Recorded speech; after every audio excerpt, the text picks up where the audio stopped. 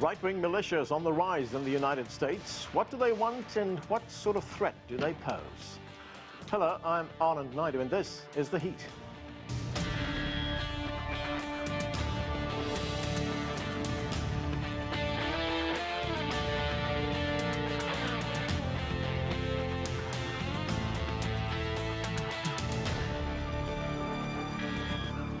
The recent arrest of 13 men, some accused of plotting to kidnap the governor of Michigan and planning to start a civil war, has drawn new attention to the threat posed by right-wing militias in the United States. Heavily armed militia members have shown up on the steps of the state capitol to protest the governor's coronavirus restrictions, and some have also taken to the streets in cities across the United States this summer in response to the Black Lives Matter movement. All of this is generating attention from the international media as well. Here's part of a report from Britain's ITV News, filed from Louisville, Kentucky. This may look like the US Army is on the streets, but in fact these are militiamen with their own alarming agenda. We were witnesses to this extraordinary development, a major US city in the hands of self-confident and heavily armed militias, with police and civic leaders nowhere to be seen. It was a brazen show of strength with an unmistakable message that there are new sheriffs in town. There is much to discuss. Joining me now from Montgomery, Alabama is Mark Potok. He has studied militias for over 20 years and is a former senior fellow at the Southern Poverty Law Center.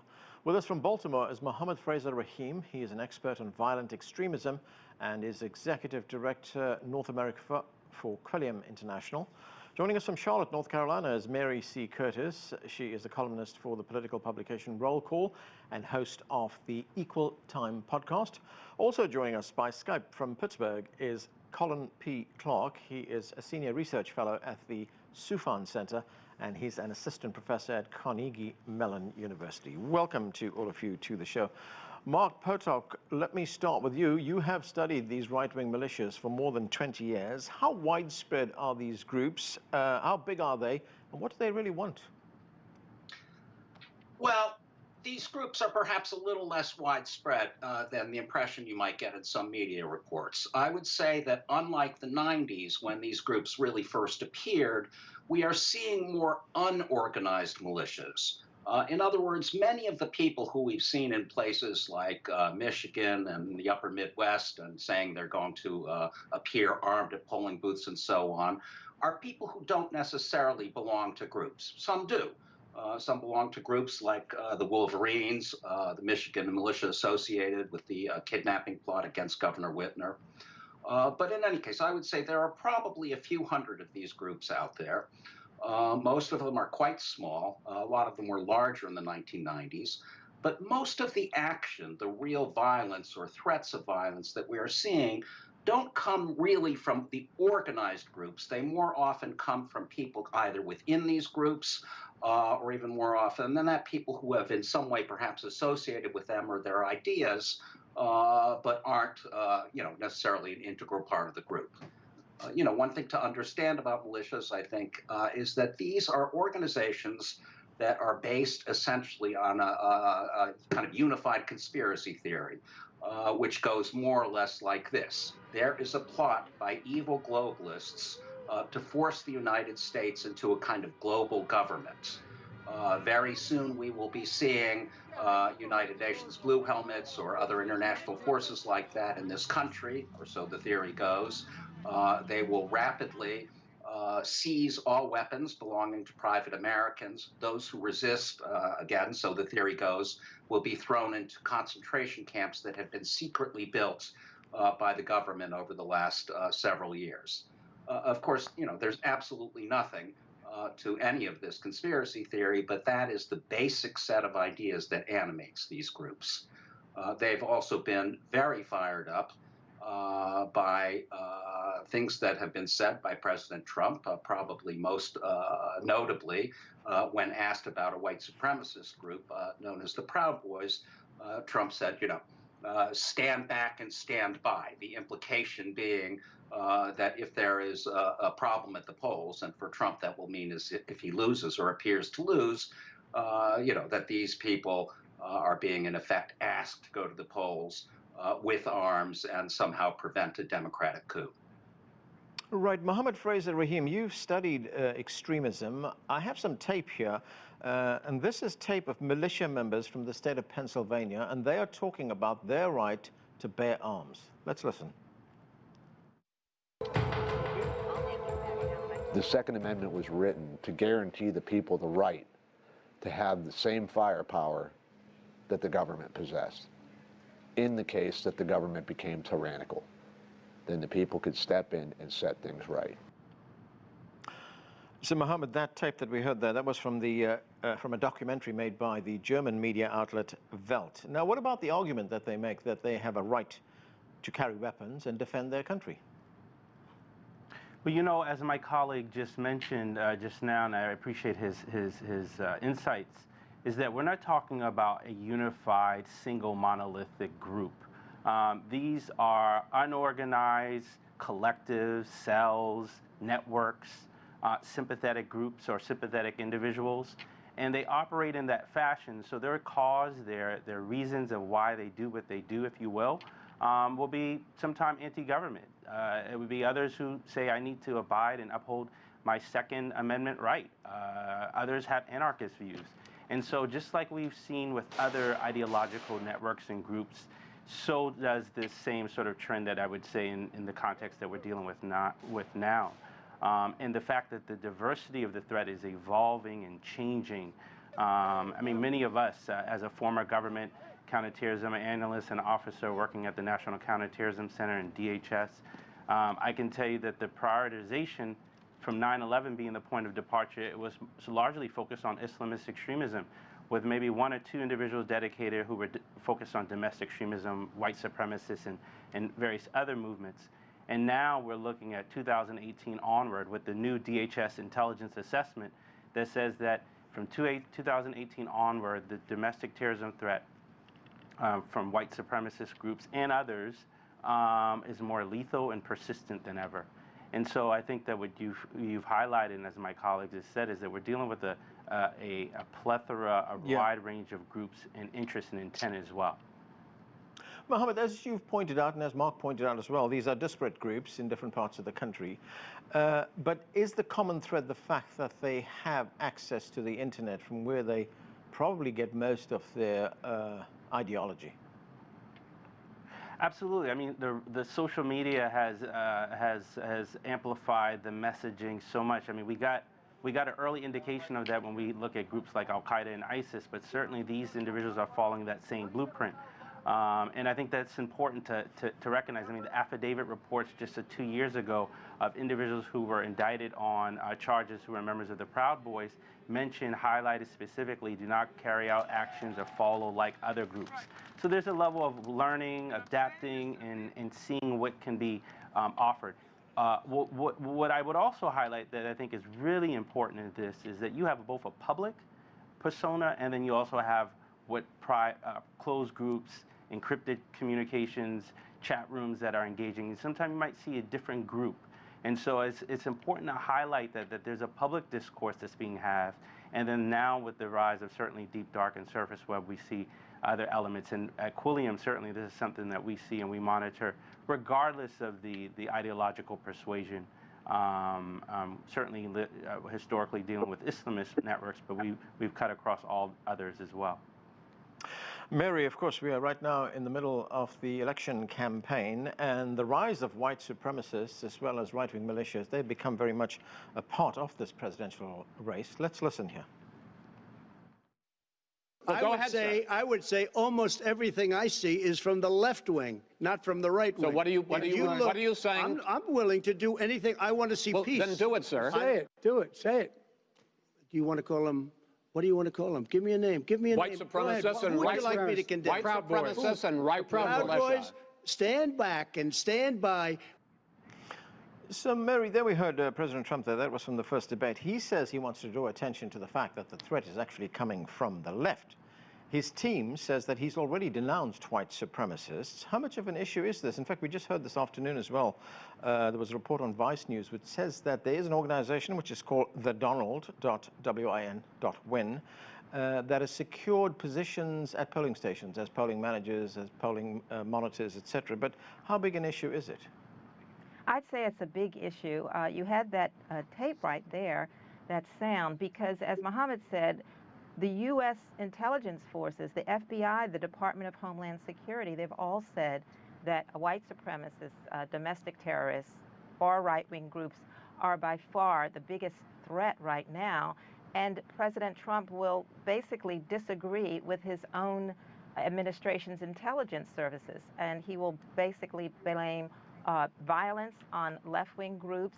He's called Black Lives Matter a symbol of hate.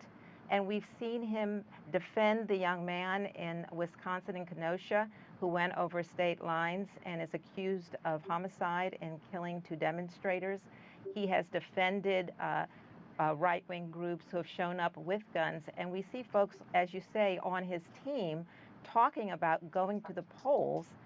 He said he's going to bring law enforcement there, and he's put up all of these specters of evil doings going on, which really you can't legally be within a polling station and intimidate voters. That's just voter intimidation. And his rhetoric is so divisive. We've seen as the polls have, where he looks like he's behind in the polls, he's gone to areas and people would say it's no longer a dog whistle. He's talked to groups in Minnesota about having good genes, and he's basically also, talked about, I'm protecting the suburbs from having low-income people come in and ruin your pristine suburbs. And so some would say that his rhetoric is basically pouring salt into this wound of division in the United States. And whatever happens, people are saying if he does not, he's basically saying if I don't win, it's because something is wrong and it's rigged, and people need to stand back and stand by. And there is a real fear based on the history in the United States of violence that something will happen. All right, let me bring Colin into this discussion. Colin, the governor of Michigan, who was allegedly threatened with abduction, has strongly criticized President Trump for not denouncing white supremacists. And of course, we heard during the debate as well that he was pressed very hard to denounce white supremacists. Let's listen. Just last week, the President of the United States stood before the American people and refused to condemn white supremacists and hate groups like these 2 Michigan militia groups. Stand back and stand by, he told them. Stand back and stand by. Hate groups heard the president's words not as a rebuke, but as a rallying cry, as a call to action. So, Colin, were you surprised by this threat? And as Mary pointed out a moment ago, the FBI says the right-wing groups pose the biggest threat domestically in the country. I mean, how serious are these right-wing militias? They're very serious. I mean, the data speaks for itself. The president has politicized terrorism by talking about Antifa in an attempt to rally up his base. But, one need merely look at the data to see that the extreme right wing is clearly the far greater threat in this country. And I think, as the previous guest said, what started off as a dog whistle to me is actually evolved into somewhat of a bullhorn. I mean, if you go back to Charlottesville, when he said there's good people on both sides, that was the dog whistle. We're several years beyond that now, and he still refuses to take a firm stance. And most often, every chance he gets, he amplifies messages of division and hatred in this country. And so it's clear that his rhetoric is insightful and is making the problem worse. Mohammed, you were telling us a moment ago that you worked at the Department of Homeland Security. You worked on counterterrorism. We saw those pictures of heavily armed militia on the steps of the state capitol in Lansing, Michigan. They seemed to be able to do that. They were heavily armed, and they were able to do that unchallenged. There were police around, but the police did nothing. Why is the police allowing this to happen? And to your point, what's interesting is the groups that we're seeing and individuals are well-trained, well-armed, and they have a level of technical skills that we haven't seen compared to other groups historically, at least within the context that we're dealing with now. And I think, quite frankly, law enforcement, domestically speaking, is dealing with an ongoing challenge to make sure that they are disrupting plots. So a lot that's happening behind the scenes that we aren't hearing about means that something's working. So let's recognize that, and I think that's an important step. But I think law enforcement can't do this alone. Like the work that we do on de-radicalization and rehabilitation, it requires all of society approaches. Family members, community members, religious leaders, the whole society, the American society has to be part of making sure that they are identifying. What makes this that much more challenging is that we've seen some bleed over quite a bit. I mean, unfortunately, where we have seen individuals right in the district, Washington, D.C., Maryland, Virginia area, we saw just 2 years ago an individual who was a member of the Coast Guard. So there has been some infiltration of individuals into our law enforcement and our military branches.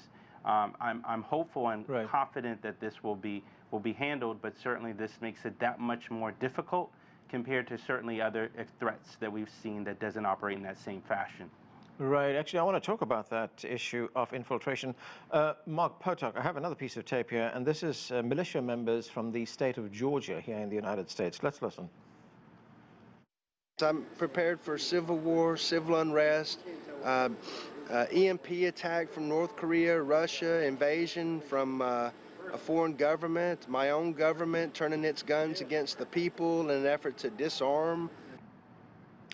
So, Mark, we have seen reports that some former military members and former law enforcement personnel are part of these militias.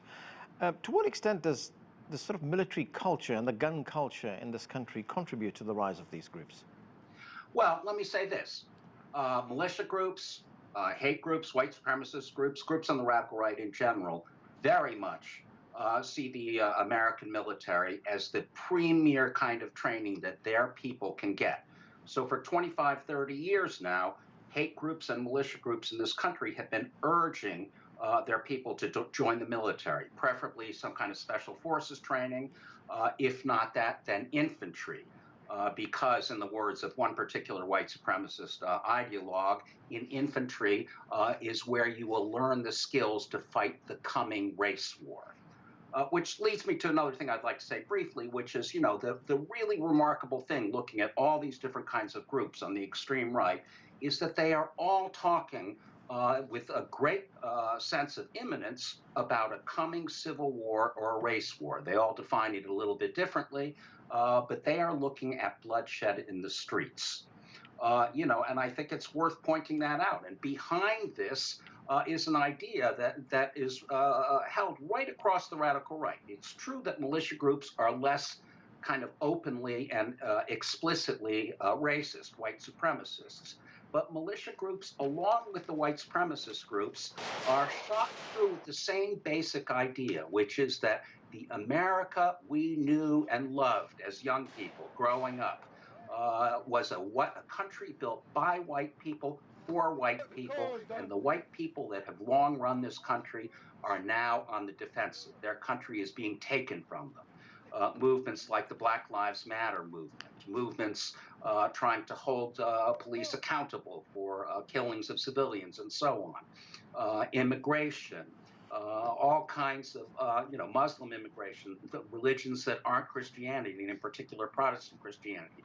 All of these things are seen as a threat.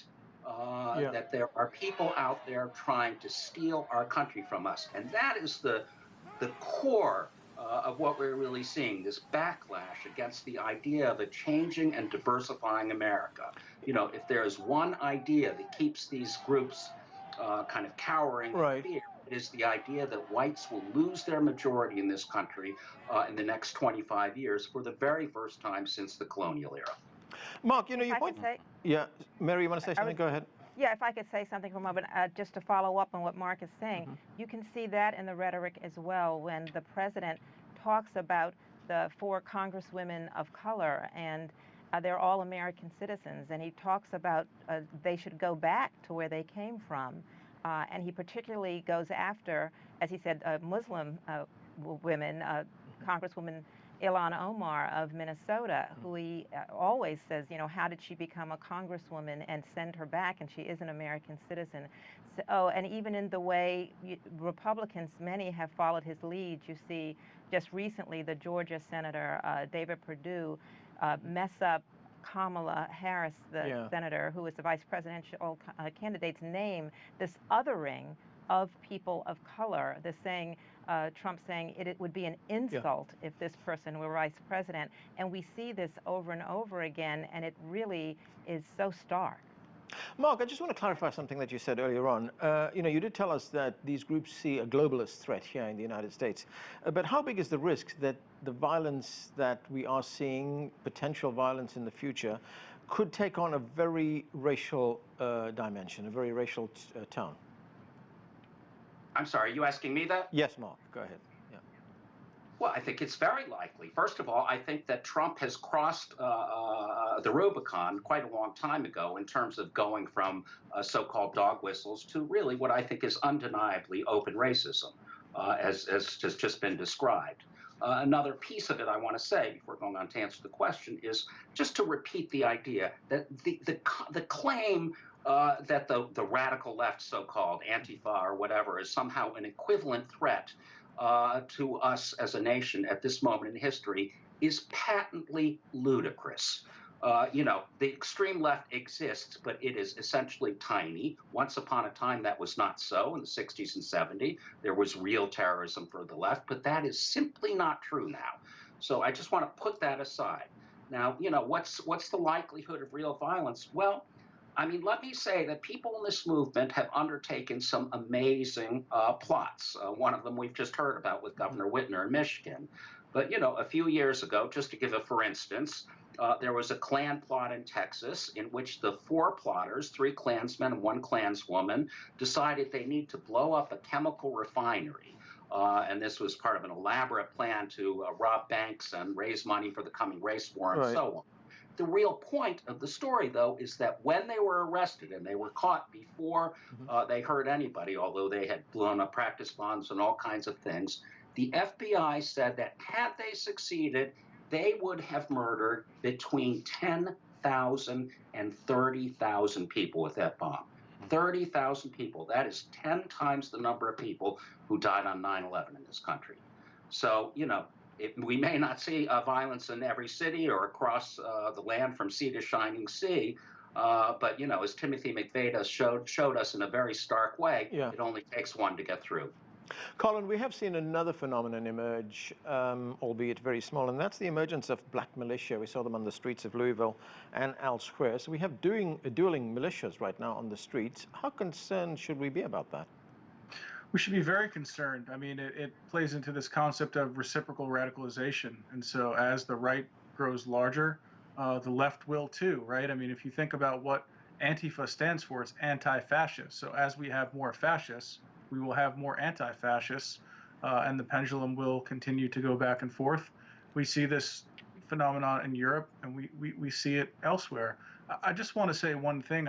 You know, we've talked mostly about this as a domestic issue, which I think it is, but it's also important to highlight that unless the United States does something about these socioeconomic and racial issues, whether it's the Trump administration or a future Biden administration, it really limits what the United States can say and do on the international stage, whether that's calling out human rights abuses in Xinjiang, in Egypt, in Iran, or elsewhere. You know, the United States once was a global leader in human rights and democracy, and we need to get back to that place. But we can't do that unless we clean up our own backyard. Mohammed, what are your thoughts on what we've been hearing about the possibility of this morphing into a race war? I mean, we do know that the demographics of the United States is changing. It's changing very rapidly.